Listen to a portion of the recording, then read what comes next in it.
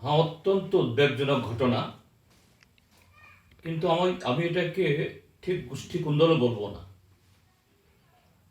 কেননা যে আমাদের কৃষকরা যে সবজি বা ফল বা ফুল যেটাই লাগান, সেই সবজি বা ফল বা ফুল তার ফসল হয়, তার ফল ইত্যাদি ফলে।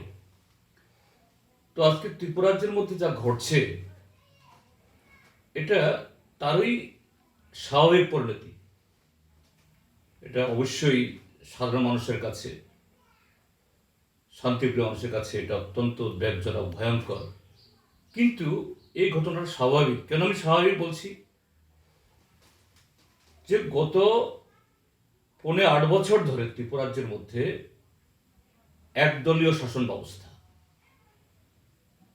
এরকম একদলীয় শাসন ব্যবস্থা যখন কায়েম হয়, তখন আইন শৃঙ্খলা, নীতি নৈতিকতা, ঐতিহ্য, এটা সব যে অনুপস্থিত হয়ে যায়, পেছনে হটে যায়।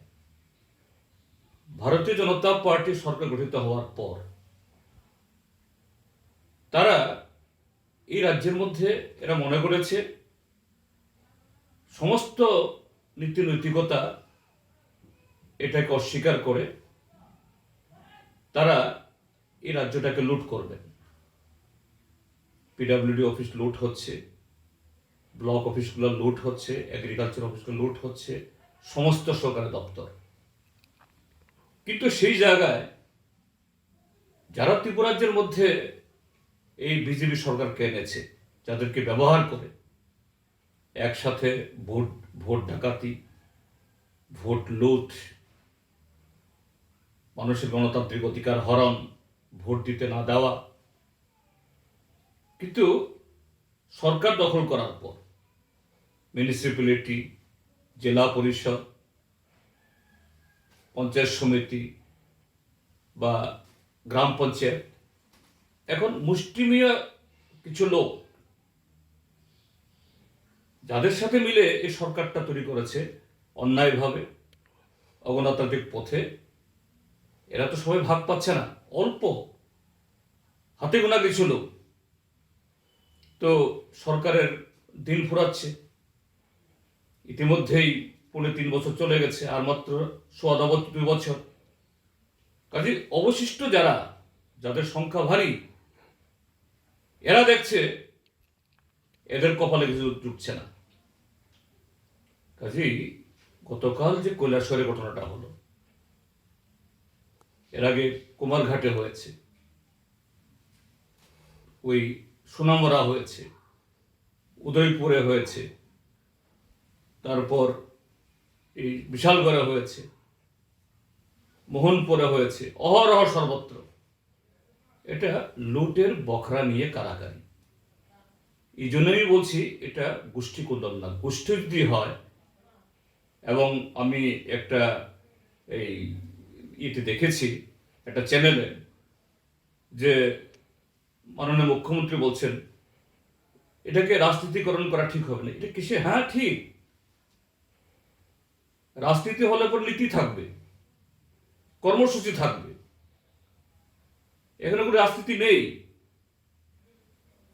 এখানে একটাই হলো যে অনৈতিকতা, অরাজকতা, লুটের সামগ্রী নিয়ে, বখরা নিয়ে কারাকারি। কারো মাথা ফাটছে, কারোর পা ভাঙছে, কারো হাত ভাঙছে, কারো বাড়ি জ্বলছে, আর অন্যদিকে বিরোধীদের উপরে আক্রমণ তো বটেই। এই হলো ঘটনা। আমরা দেখতে পাচ্ছি একটা অংশের লোক এটাকে ধর্মীয় মেরুকরণের চেষ্টা করছে, সেই বিষয়ে কি বলবেন? এটা একটা অংশের নয়, এটা শাসক দলই। কি করবে? ভারতীয় জনতা পার্টি তাদের অপদার্থতা, অকর্মণ্যতা, জনবিচ্ছিন্নতা আটকাতে পারছে না। যে জনগণের পয়সা খরচ করে কোটি কোটি টাকার এই বিজ্ঞাপন ছাপালেই কি জনগণ বুঝবে?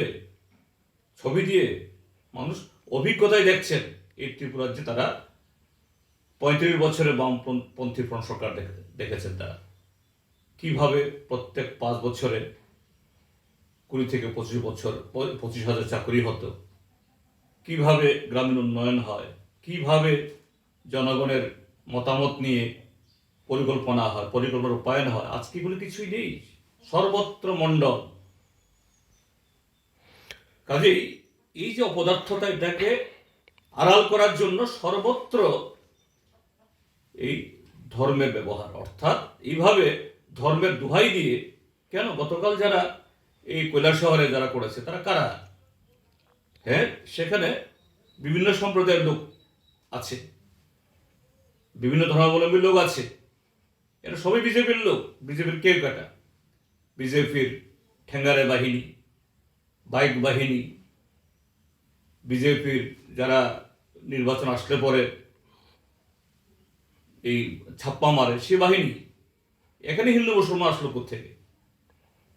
এটা হিন্দু মুসলমান বা ধর্মের ব্যাপার নয়, এটা যে এই ঘটনাকে নিজেদের ব্যর্থতাকে আড়াল করার জন্য মুখ্যমন্ত্রী থেকে শুরু করে তাদের নেতা সবাই এইভাবেই ধর্মকে ডাল হিসেবে ব্যবহার করছে। এটা এখানে কোনো ধর্মের কোনো ব্যাপার নেই, এখানে সম্পূর্ণই বিজেপির ঘরের আভ্যন্তরীণ উচ্ছৃঙ্খলতার এবং যে উচ্ছৃঙ্খলতার চাষ তারা করছে গত 8 বছর ধরে, যে অশান্তি বিভাজন চাষ করছে, তারই ফসল উঠছে। এটা এই হলো ঘটনা। আমরা দেখতে পেয়েছি একটা জায়গায় মাননীয় মুখ্যমন্ত্রী বলেছেন আইনের পথে চলবে এবং আইনের শাসনের কথা। বিগত দিনেও ত্রিপুরা রাজ্যে যে ঘটনাগুলো ঘটেছিল উনি সেম কথাই বলেছিলেন, কিন্তু কোথাও এরপরে অ্যারেস্ট হওয়ার কোনো ঘটনা আমরা দেখতে পাইনি। এই বিষয়ে কি বলবেন? আমি অত্যন্ত ব্যথিত, আমাদের রাজ্যের মাননীয় মুখ্যমন্ত্রী কিভাবে এই আইন শব্দটি তিনি তার মুখে উচ্চারিত হয়। যদি আইনের পথে চলে, তিনি মুখ্যমন্ত্রী সহ আরো অনেক মন্ত্রী এমএলএ নির্বাচিত হতে পারেন না। ছাপ্পা ভোট, রিগিং এসব করে তারা আসেন। তারপর হলো তার বিগত এই প্রায় 4 বছর হয়ে গেল মুখ্যমন্ত্রীত্বে, কোথায় আইন আছে? কোথায় আইন নিয়ে চলে?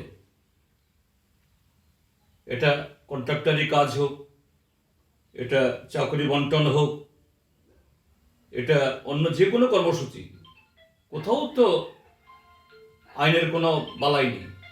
আর সত্যিকার যদি আইনের পথে চলে, এই ভারতীয় জনতা পার্টি তথাকথিত এই সমস্ত দেবতুল্য কার্যকর্তারা গতকাল যে ট্রেলার তারা দেখিয়েছে, এরা সবাই জেল হাজতে থাকবে।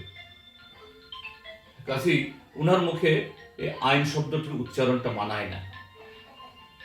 এটা অত্যন্ত, ওনার কাছ থেকে শুনে আমি ব্যথিত। আর দিক থেকে আমাদের রাজ্যের এরকম অবস্থা